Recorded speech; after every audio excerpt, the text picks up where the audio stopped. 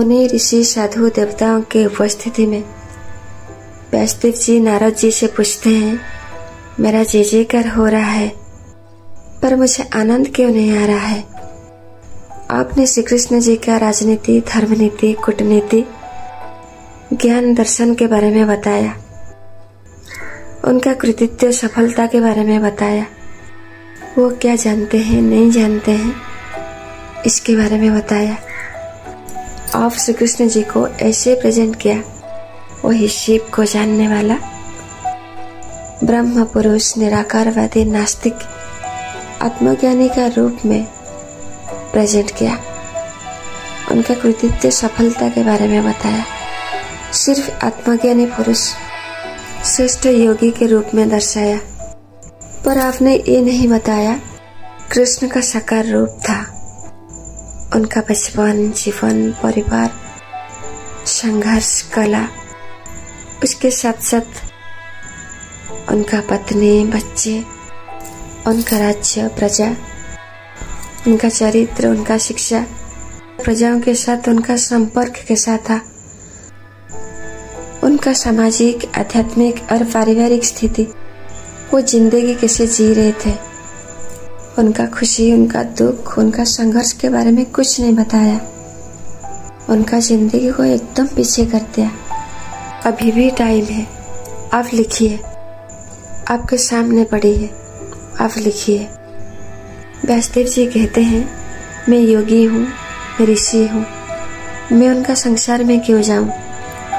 पर श्री कृष्ण जी का जीवन इतना दुखपूर्ण है, मैं नहीं बता पाऊंगा, मुझमें हिम्मत नहीं है, पर समय किसी ना किसी को लेके आएगा।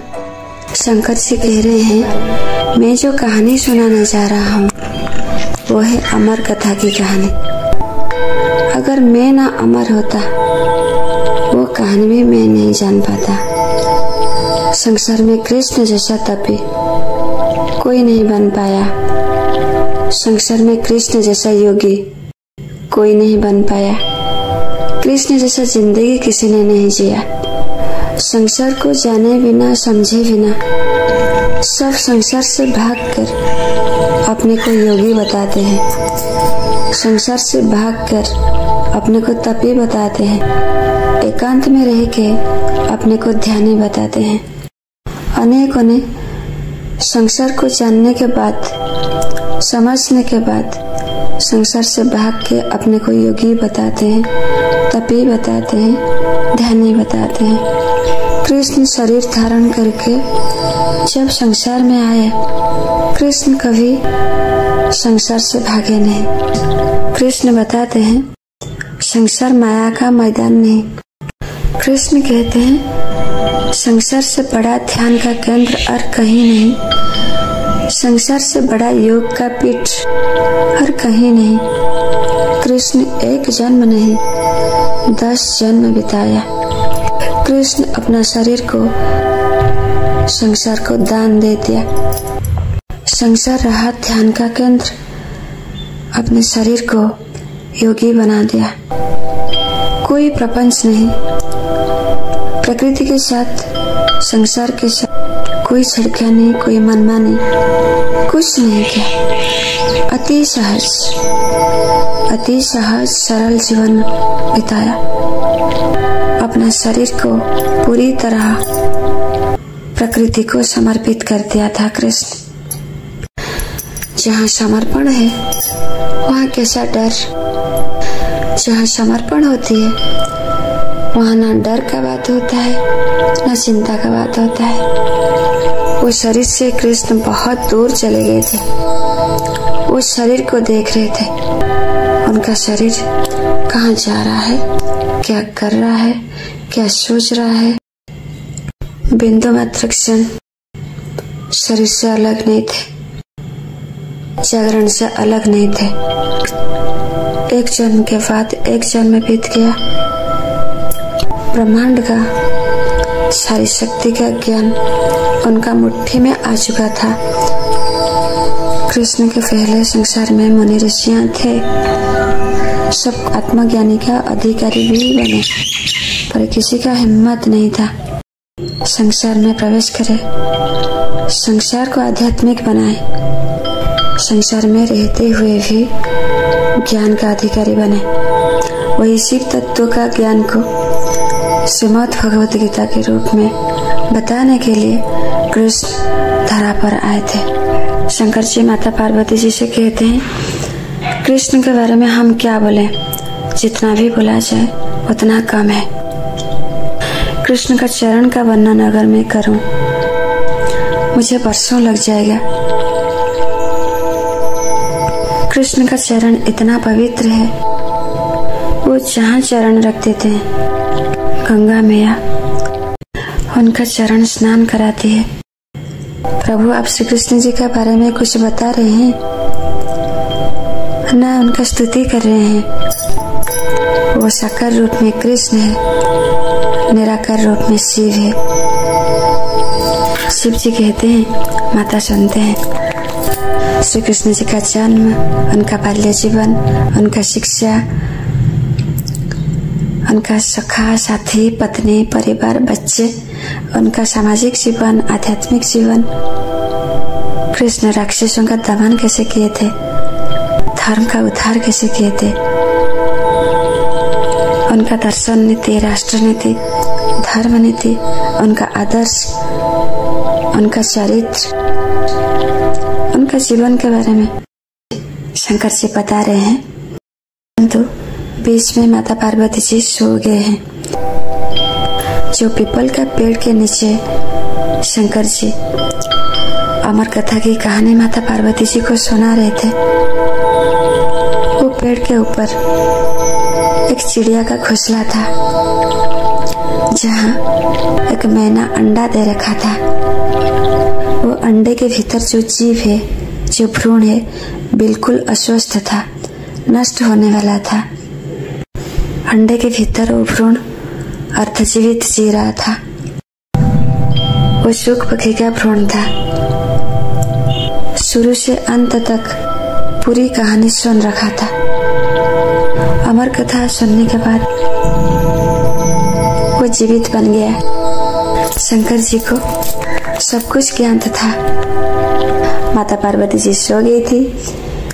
कृष्ण पहुंचते हैं, शंकर जी से कहते हैं, बाबा अब क्या होगा, आपने तो जीव का प्रारब्ध बदल दिया। आपका अमर कथा की कहानी पक्षी समाज में इसका क्या जरूरत होगा। अमर कथा की कहानी को संसार में लेकर आ रहा है, आपका जीवन को कोई लेकर आ रहा है। कोई पूर्ण ज्ञानी होगा तभी तो कोई आपका ज्ञान को, आपका जीवन को संसार में लेकर आएगा। वो जीव अपना माता पिता खुद ढूंढ लेगा। वो जीव भ्रूण का रूप में एक तोता था, बीज का रूप में एक तोता था। वही जीव व्यासदेव जी को अपना पिता और उनका पत्नी को माता के रूप में चुन लिया। अपना जन्म अपना कर्म संस्कार के अनुसार अपना माता पिता चुन लिया। वो थे मुनि सुखदेव जी। श्री कृष्ण जी का जन्म से मृत्यु तक सारी वृतांत, उनका पूरी जीवनी, उनका पूरी जीवन की कहानी उनका मुंह से सुन के वेद व्यास जी चकित रह गए। व्यासदेव जी का मन में जो अहंकार था, मैं आत्मज्ञानी हूँ, शिव तत्व का ज्ञान मुझे मिला है, मैं संसार में क्यों जाऊं, जन्म मरण का चक्र में क्यों फंसूं। साधना करके मुझे श्रीमद् भगवत गीता का ज्ञान मिला है, शिव तत्व का ज्ञान मिला है। शंकर जी ने वो अहंकार का संहार किया। महाभारत युद्ध में पांडवों का सारे पुत्र मर चुके थे, द्रौपदी जी का सारे पुत्र मर चुके थे, अभिमन्यु भी मर चुके थे। एक ही वंशज बचा था, अर्जुन और सुभद्रा जी का पोता उत्तरा का गर्भ में बढ़ रहा था। श्री कृष्ण जी दुविधा में आ गए थे। अर्जुन का ब्रह्मास्त्र को संभाले या माँ का पेट में जाके भ्रूण का रक्षा करे। शिव जी परिस्थिति को संभाले थे। श्री कृष्ण जी माँ का पेट में जाके भ्रूण का रक्षा किए थे। पांडवों का वंशज को बचाने में श्री कृष्ण जी समर्थ रहे। वो थे परीक्षित महाराज। परीक्षित महाराज आज मृत्युशय में है। सुखदेव जी वही अमर कथा की कहानी परीक्षित महाराज जी को सुना रहे हैं। कह भी रहे हैं ये कहानी सुनने के बाद आप अमर हो जाओगे, मृत्यु भी छू नहीं पाएगा। वो अमर कहानी की कथा थी श्रीमद् भागवतम। माताएं पुत्र का रक्षा के लिए